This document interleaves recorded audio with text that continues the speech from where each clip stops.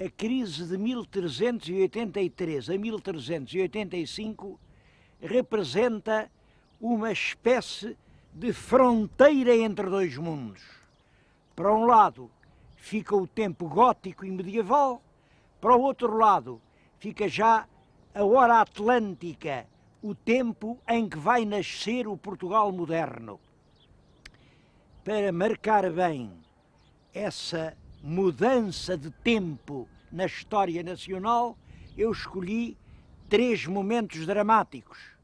Primeiro é a própria Revolução, quando o povo rejeita a rainha Leonor Teles e elege o seu próprio monarca. O segundo é a hora gloriosa de Aljubarrota, quando uma vitória militar vem confirmar a escolha do povo. O último é a ínclita geração, altos infantes, os príncipes da geração da Viz, que instaura em Portugal uma nova monarquia e um tempo de progresso.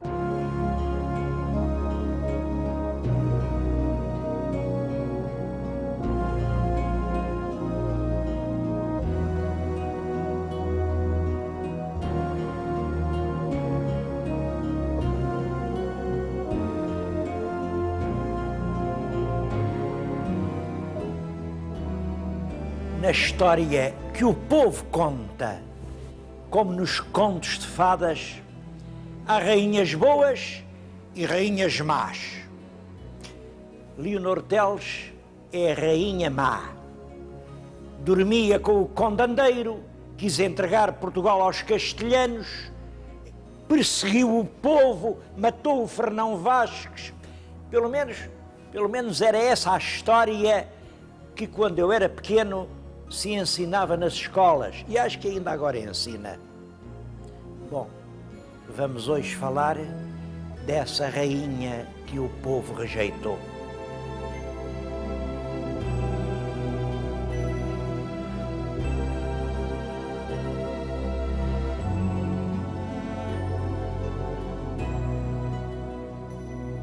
Leonor Teles foi rainha de Portugal por ter casado em 1372 com o rei Dom Fernando.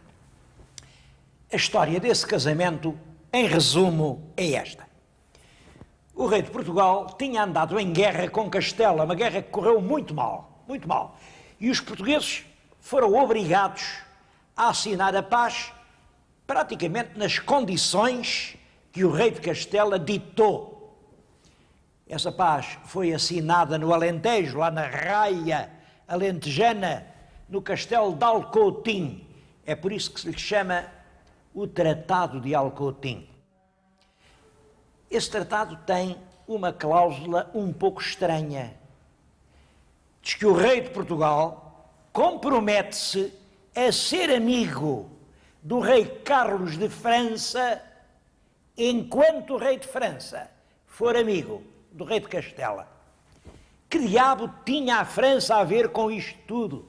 Bom, esse é que é o fio para entender a meada. Havia então uma grande guerra na Europa, a Guerra dos 100 Anos, a Inglaterra contra o Bloco Continental, e discutia-se isto, de que lado ia alinhar Portugal? Com a Inglaterra contra a França ou com a França contra a Inglaterra?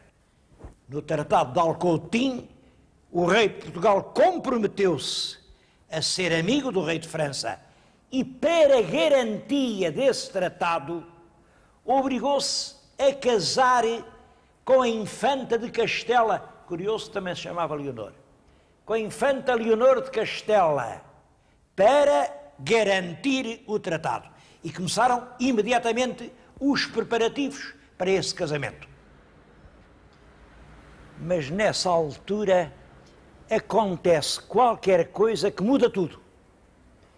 Chegam de Londres 2 embaixadores do Duque de Lencastre com esta proposta: o rei de Portugal deixa de ser amigo do rei de França contra o de Inglaterra, passa a ser amigo do rei de Inglaterra contra o de Castela, o Duque de Lencastre promete vir com forças de armas, ele próprio vem disputar o trono de Castela e nós só temos que ganhar com isso. É engraçado, um desses embaixadores era um galego espertíssimo, mas que teve um triste fim. Era o João Fernandes Andeiro, era o tal que veio a ser o Conde Andeiro. Dom Fernando aceita isto, muda de posição, precisa de anular os tais preparativos de casamento com a infanta de Castela e é nessa altura que ele conhece uma jovem lindíssima, Leonor Teles de Menezes.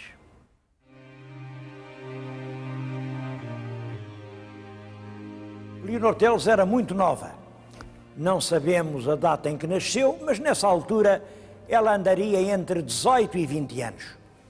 Era órfã, o pai tinha sido assassinado em Castela, ela refugiou-se em Portugal e quem tomou conta dela foi um tio, o Conde João Afonso Telo. Ora, o Conde João Afonso Telo era um homem de grande poder. Eu estou a falar-lhes na Igreja da Graça em Santarém. Foi uma igreja que ele mandou construir para lhe servir de panteão de família. Esta igreja é o Panteão dos Menezes. Aqui, na Capela Mor, está a pedra sepulcral do Conde João Afonso Telo. E há outros Menezes por aí, por exemplo, aquele túmulo que agora estão a ver é do neto dele, o Conde Dom Pedro de Menezes, que foi o primeiro governador de Ceuta. Ora bem, o Conde João Afonso serve-se desse facto de ser muito poderoso. É ele quem, nessa altura, tudo manda em Portugal para casar bem casada à sobrinha, para arranjar um casamento como deve ser. E para eles o que era um casamento como deve ser? Era um casamento com um homem de sangue ilustre e de grande fortuna.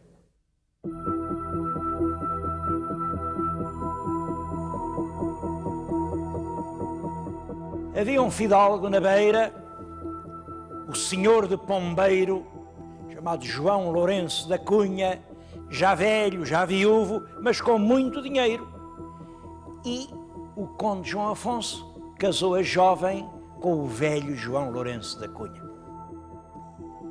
Não resta nada, não há vestígio nenhum, a não ser história e lembrança, mas o túmulo dos Cunhas, e que de certo modo retrata bem a prosápia dos Cunhas, é este. Este cavaleiro que está além sepultado é neto do João Lourenço da Cunha, mas neto de um casamento anterior.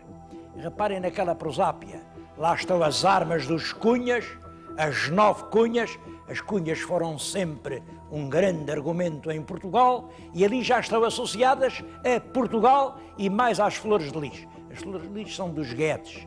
Quer dizer, este cavaleiro, além de Cunha, era pelo lado da mãe da família Portugal e da família Guedes. Claro que Leonor Teles não conseguiu ficar aqui nestas serranias selvagens. Foi até Lisboa espairecer e estava em casa do tal tio Conde quando o rei Dom Fernando a conheceu.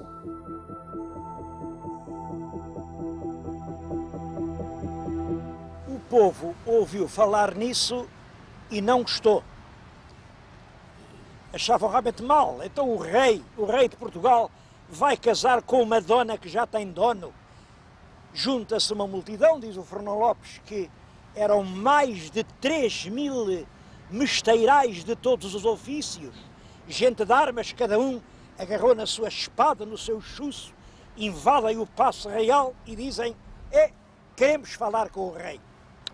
O rei teve medo, uma multidão furiosa é para temer, e mandou dizer: não é nada disso, não, mas amanhã a gente conversa com calma.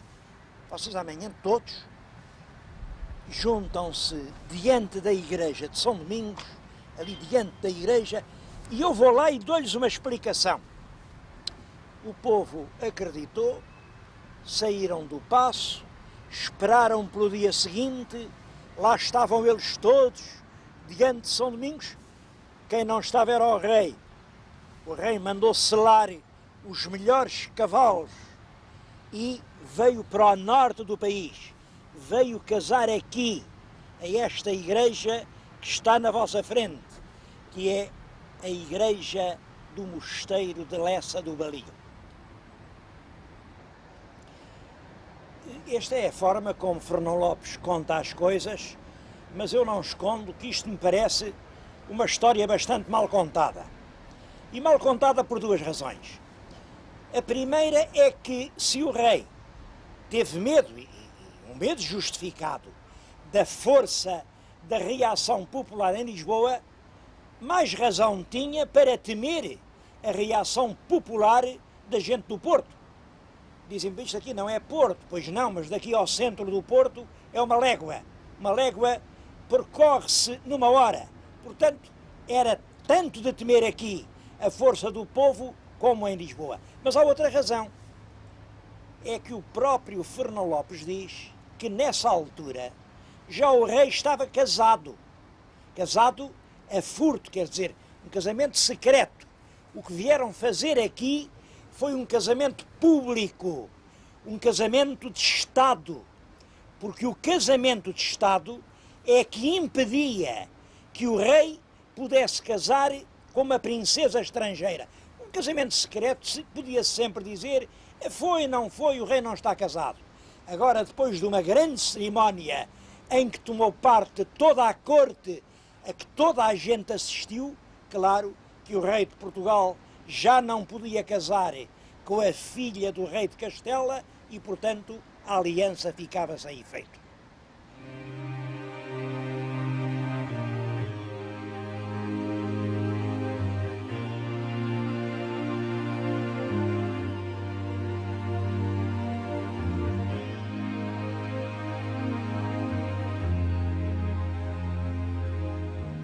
Bom, mas aqui há toda a razão para fazer uma pergunta.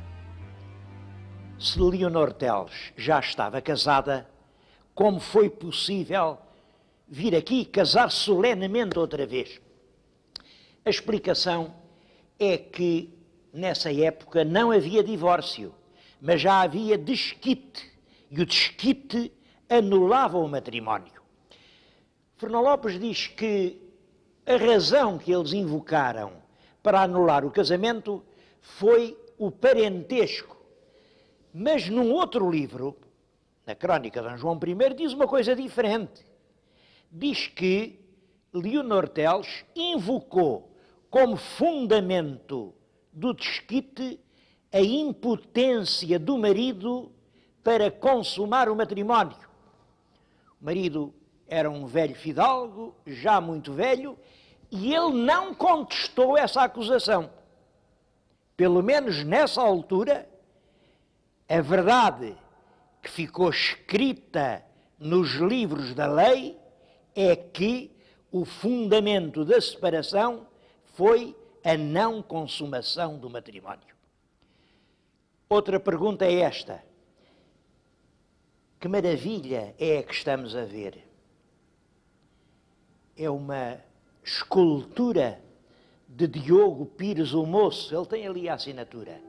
Diogo Pires o Moço, um dos maiores escultores portugueses do século XVI.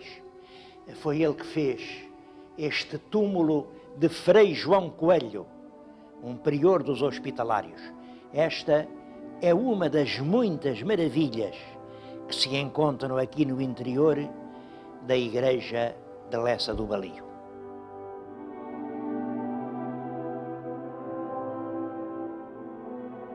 O casamento fez-se aqui com muita solenidade, mas as coisas não correram bem.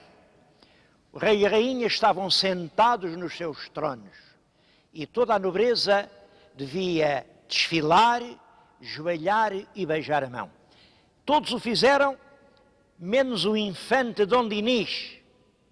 Quando chegou a vez dele, disse, eu beijar a mão dessa mulher, que me beije ela a mim, que sou príncipe de sangue. O rei perdeu a cabeça, como é natural, tirou a adaga, correu sobre o irmão para o matar, os fidalgos tentaram desarmar o rei e o solene casamento acabou assim numa briga de família. Isto é curioso porque revela uma coisa, revela como a nobreza estava dividida. De um lado, o clã dos Menezes, a rainha Leonor Teles de Menezes. Do outro lado, o clã dos Castros, o infante era filho de Inês de Castro.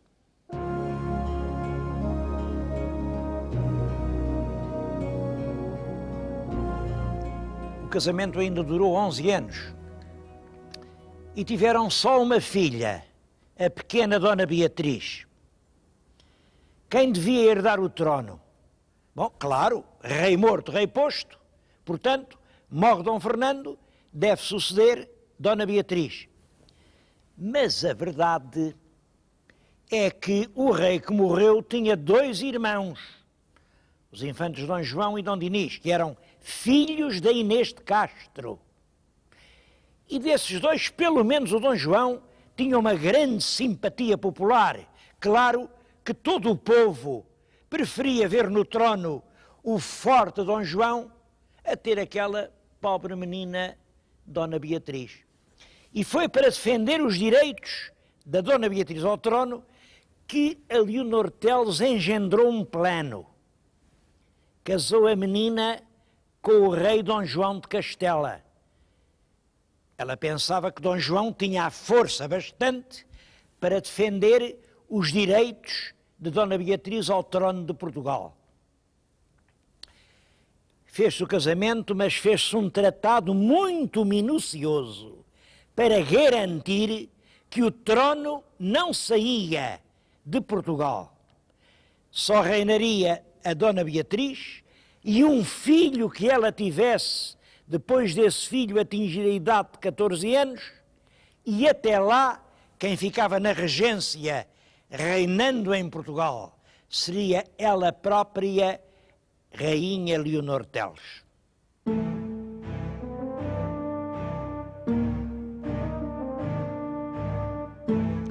O rei Dom Fernando morreu em outubro de 1383 e Leonor Teles, como estava estabelecido, inicia o governo da regência.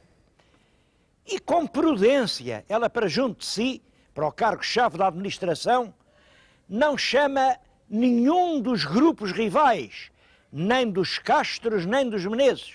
Chama um outro homem, o tal antigo embaixador João Fernandes Andeiro.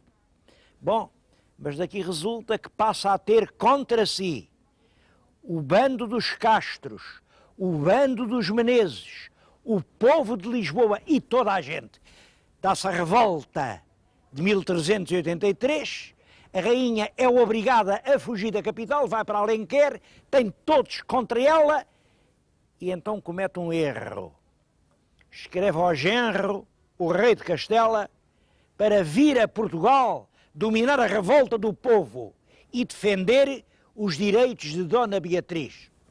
Claro, o rei de Castela veio, ele veio, mas a primeira coisa que fez quando chegou a Santarém foi pegar na sogra, a rainha Leonor Teles, pôr-lhe uma forte guarda e a partir daí Leonor Teles foi realmente uma prisioneira.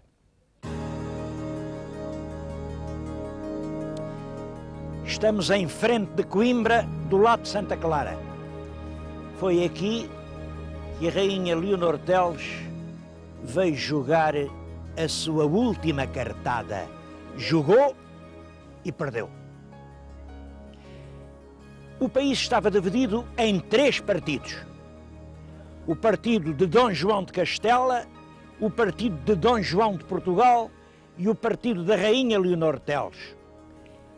E Coimbra estava pelo 3º partido. O resto eram políticas, mas aquela era a legalidade completa.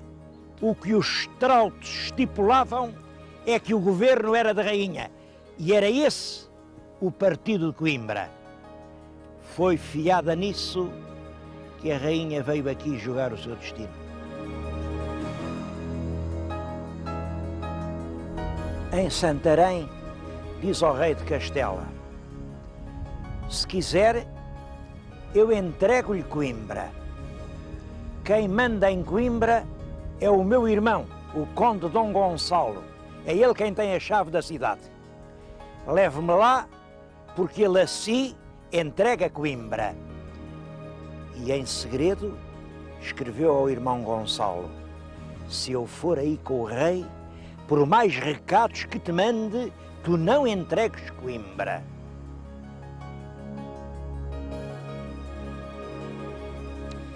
Entretanto, vai urdindo os fios de uma teia trágica. Ela sabe que o rei de Castela tem sempre junto de si um grande fidalgo, em quem confia cegamente. É o conde Dom Pedro de Trastâmara.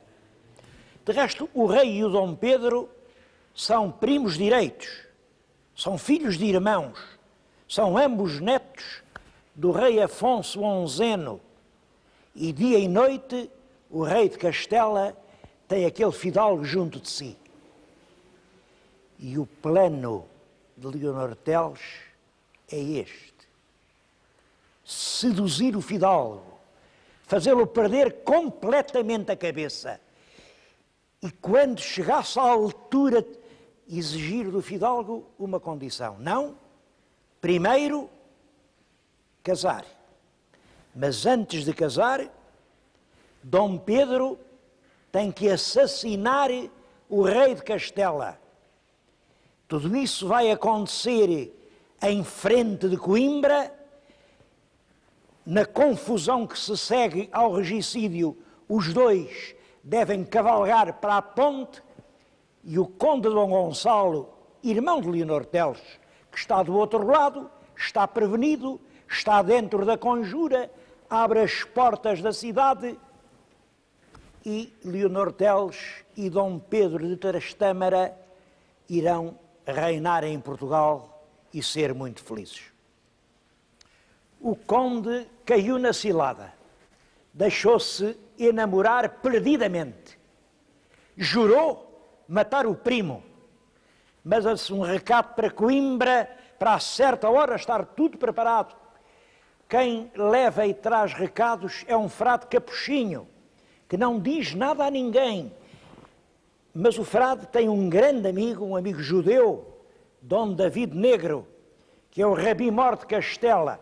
E o frade sabe perfeitamente que nessas confusões de matar os reis, quem acaba por pagar sempre o preço são os judeus. E por isso resolveu prevenir o Dom David Negro. Dom David Negro, naturalmente, percebeu que aquele segredo valia muito e preveniu o rei de Castela.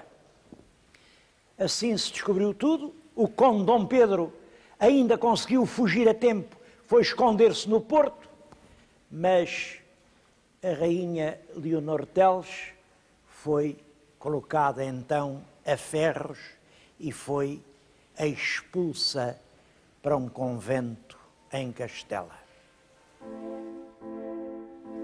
Passou os últimos tempos da vida numa cela obscura do convento de Tordesilhas.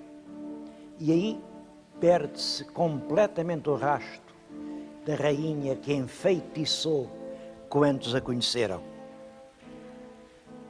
Há em Tordesilhas muitas lembranças do tempo em que a rainha lá esteve. Ela atravessou o Rio Douro por esta mesma ponte, entrou no convento por esta mesma porta